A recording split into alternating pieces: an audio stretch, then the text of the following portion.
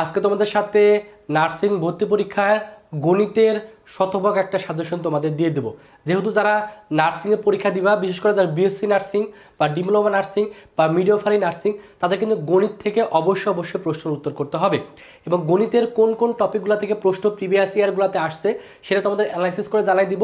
এবং আজকের এই সাজেশনটা যদি ভালো করে ফলো করতে পারো তাহলে ইনশাআল্লাহ এই সাজেশন থেকেই ভর্তি পরীক্ষা তুমি প্রশ্ন কমন পাবা। এবং প্রশ্ন কমন পাওয়ার মাধ্যমে পরীক্ষা ভালো করে দিলে তোমার স্বপ্ন পূরণ হবে, তোমার বাবা মার মুখে হাসি ফুটবে। তো আজকে মিললে আমি চেষ্টা করব যে প্রিভিয়াস বিগত 9 বছরের প্রশ্নগুলো অ্যানালাইসিস করে তোমার ডিপ্লোমা বিএসসি নার্সিং বা ডিপ্লোমা নার্সিং বা মিডওয়াইফারি নার্সিংয়ের কোন কোন টপিকগুলো থেকে প্রশ্ন আসছে সেটা তোমাদের দেখাই দেওয়ার চেষ্টা করব। তো সর্বপ্রথম যেটা আলোচনা করব যে সংখ্যা, এই সংখ্যা যে টপিকটা আছে, তবে মাথায় রাখবা তোমাদের নার্সিংয়ের যে গণিত যে সাজেশনগুলো আছে, এই সাজেশনের ক্ষেত্রে গণিত টপিকগুলো মেনলি 9-10-এর যে বই আছে সেই 9-10-এর বইটা একটু বেশি ফলো করার চেষ্টা করবা। কারণ 9-10-এর বেসিক যে বইগুলো আছে সেই বইগুলো থেকে কিন্তু প্রশ্নগুলো কিন্তু চলে আসে। এবং তোমরা চাইলে আমাদের কাছ থেকে নার্সিংয়ের যে বই, গণিতের যে বই আছে এই বইয়ের পিডিএফটা কিন্তু আমাদের কাছ থেকে নিতে পারো। কীভাবে নিবা এটা ভিডিও শেষে তোমাদের আলোচনা করব। তো সংখ্যা যে টপিকটা আছে এখানে দেখো বিএসসি নার্সিংয়ে একটা প্রশ্ন আসছিল, মিডওয়াইফারি নার্সিংয়ে একটা প্রশ্ন আসছিল 22-23 সেশনে, অর্থাৎ সর্বশেষ যে নার্সিং পরীক্ষা হয়েছে সেই বছরের কোশ্চেনগুলো একটু অ্যানালাইসিস করবো।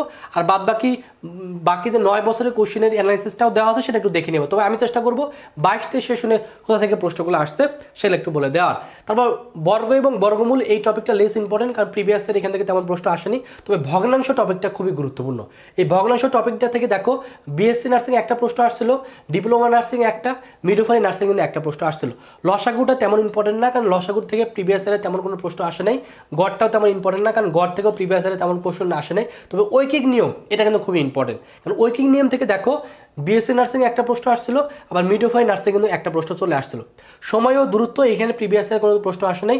অনুপাত এবং সমানুপাত এটা কিন্তু ইম্পর্টেন্ট, কারণ এখান থেকে প্রিভিয়াস ইয়ারে ডিপ্লোমা নার্সিংয়ে একটা প্রশ্ন আসছিল, মিডওয়াইফারি নার্সিং কিন্তু একটা প্রশ্ন চলে আসছিল। শতকরা যে হিসাব এটার ক্ষেত্রে মিডওয়াইফারিতে একটা প্রশ্ন আসছিল, এটা একটু গুরুত্ব দিবা। লাভ ক্ষতি তেমন ইম্পর্টেন্ট না, প্রিভিয়াস ইয়ারের প্রশ্ন আসে নাই। তবে আবার দেখো যে 21-22 সেশনে কিন্তু একটা প্রশ্ন চলে আসছিল, আবার 19-20 ক্ষেত্রে কিন্তু আবার প্রতিবার একটা করে প্রশ্ন আসছিল। সো লাভ ক্ষতির বেসিক যে সূত্রগুলো আছে এটা একটু দেখে নিবা। সুদ কষার ক্ষেত্রে এটা ইম্পর্টেন্ট, কারণ সুদ কষার ক্ষেত্রে দেখো বিএসসি নার্সিং একটা প্রশ্ন আসছিল, আবার ডিপ্লোমা নার্সিং কিন্তু দুইটা প্রশ্ন আসছিল। ধারার যে ম্যাথগুলো আছে, ধারা ম্যাথের ক্ষেত্রে বিএসসি নার্সিংয়ে যারা পরীক্ষা দিবা তারা অবশ্যই ধারা টপিকটা করবা, কারণ ধারা টপিকের ক্ষেত্রে 22-23 সেশনে একটা প্রশ্ন আসছিল, আবার 21-22 সেশনে কিন্তু একটা প্রশ্ন আসছিল, আবার 20-21 সেশনে একটা প্রশ্ন আসছিল। এই জন্য যারা বিএসসি নার্সিং দিবা তারা ধারা টপিকটা অবশ্যই পড়বা। তবে ডিপ্লোমা বা যারা মিডওয়াইফারি আসো তাদের ক্ষেত্রে ধারা টপিকটা স্কিপ করতে পারো। তারপর যেটা নিয়ে একটু আলোচনা করবো, তারপর এগুলো একটু দেখো, তাহলে তোমাদের ক্লিয়ার হবে। তারপর দেখো, তারপর যেটা আছে যে ধারার ক্ষেত্রে পরিমাপের ক্ষেত্রে তেমন ইম্পর্টেন্ট না, পরিমাণ টপিকটা প্রিভিয়াস ইয়ারগুলোতে আসে নাই। তবে এই বীজগণিতের যে সূত্রাবলী আছে এইটা কিন্তু খুবই গুরুত্বপূর্ণ, কারণ বীজগণিতের যে পার্টটা আছে সেখান থেকে অবশ্যই বীজগণিতের সূত্রগুলো থেকে অবশ্যই প্রশ্ন আসবে। সেটা তুমি বিএসসি নার্সিংয়ে দুইটা প্রশ্ন আসছিল, তোমার মিডওয়াইফারিতে আসছিল, আবার ডিপ্লোমাতেও কিন্তু প্রশ্ন কিন্তু চলে আসছিল। এই জন্য বীজগণিতের যে সূত্রাবলী এই টপিকটা অবশ্যই গুরুত্ব দিবা। উৎপাদকের বিশ্লেষণে এটা দেখো বিএসসি নার্সিংয়ের জন্য ইম্পর্টেন্ট, কারণ এখানে দুইটা প্রশ্ন আসছিল। উৎপাদকের বিশ্লেষণ যারা বিএসসি নার্সিংয়ের প্রিপারেশন নিচ্ছ তারা অবশ্যই ভালো করে পড়বা।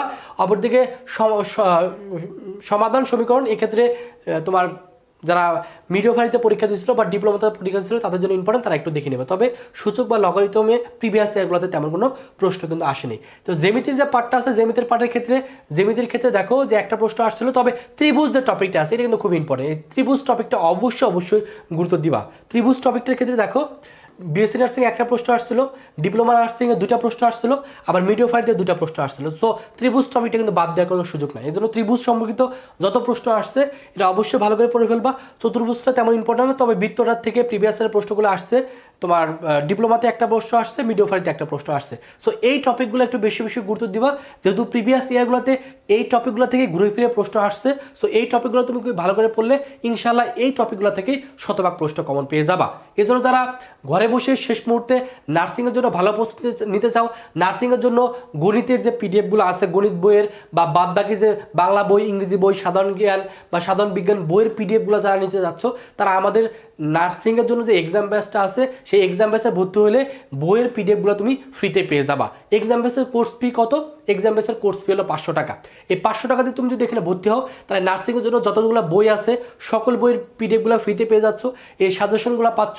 পাশাপাশি তুমি যেটা পাবা নার্সিং স্ট্যান্ডার্ড এখানে পরীক্ষা দিতে পারবা। তো নার্সিং স্ট্যান্ডার্ড বেশি বেশি অনলাইনে ঘরে বসে তুমি যদি পরীক্ষা দিতে পারো তাহলে নার্সিংয়ে কোন ধরনের প্রশ্ন আসে সেটা তোমাদের ক্লিয়ার ধারণা হবে, এবং আমরা যে পরীক্ষাগুলো নেব সেই প্রশ্নগুলো থেকেই তুমি কিন্তু প্রশ্ন কমন পেয়ে যাবা। এই জন্য যারা ঘরে বসেই নার্সিংয়ের প্রস্তুতি নিতে চাও, অনলাইনে বেশি বেশি এক্সাম দিতে চাও, তারা স্ক্রিনে দেখানো নাম্বারে কোর্স ফি মাত্র 500 টাকা বিকাশে পাঠিয়ে স্ক্রিনে দেখানো নাম্বারে কল দিয়ে জানাবা, অথবা স্ক্রিনে দেখানো নাম্বারে হোয়াটসঅ্যাপে নক করলেই তোমাকে নার্সিংয়ের অনলাইন এক্সাম বেসে অ্যাড করে নেওয়া হবে, এবং ঘরে বসে বেশি বেশি এক্সাম দেওয়ার মাধ্যমে আমাদের কাছ থেকে এই পিডিএফগুলো এই নার্সিং কোর্সে ভর্তি হলে নেওয়ার মাধ্যমে তুমি শতভাগ প্রস্তুতি নিতে পারবা। তো এই হলো নার্সিংয়ের গণিতে তোমাদের সাজেশন দিয়ে দিলাম। আশা করি এই সাজেশনটা ভালো করে ফলো করবা, ভালো প্রস্তুতি নিবা, নার্সিংয়ে চান্স পাবা, তোমার স্বপ্ন পূরণ হবে, তোমার বাবা মার মুখে হাসি ফুটবে। সকলের জন্য অনেক অনেক শুভকামনা। সকলে ভালো থাকো, সুস্থ থাকো। আল্লাহ হাফেজ।